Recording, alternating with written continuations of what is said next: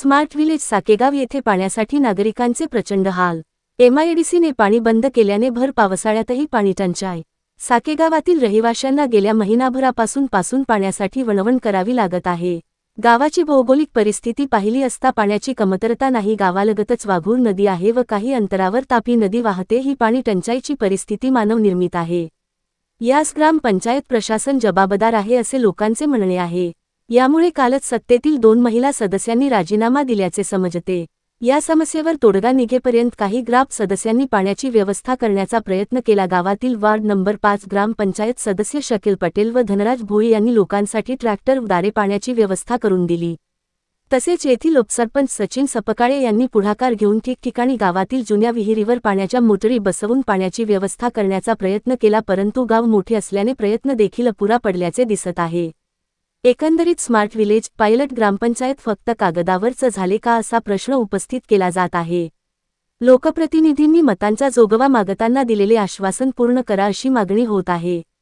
युवराज Patharwat, Divya Maharashtra news, Sakegaon.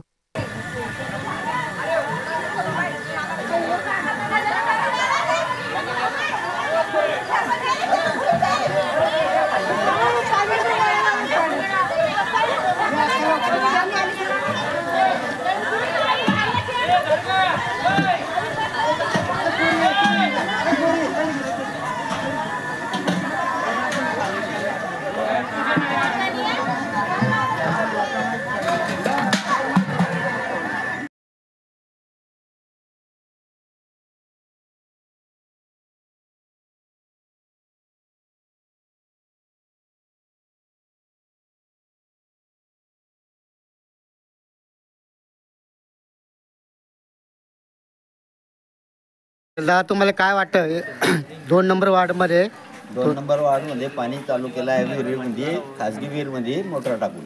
बरं, याचे नियोजन कोण करत आहे? हे आपला